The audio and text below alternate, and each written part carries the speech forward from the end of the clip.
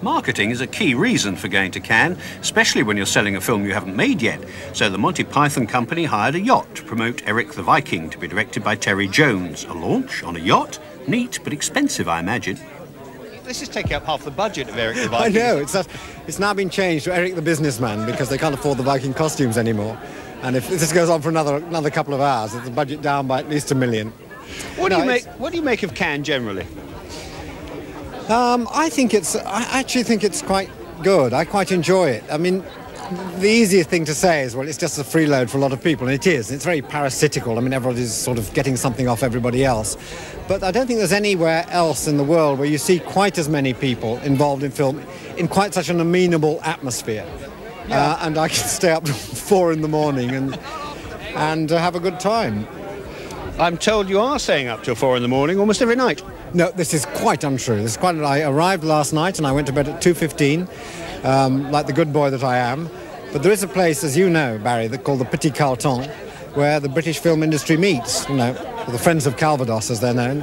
And it's very hard to tear yourself away, because you do actually meet an awful lot of people that you want to speak to. I've heard about this, but I'm too pure to go to places like that. That's not what they say at the Petit Carlton.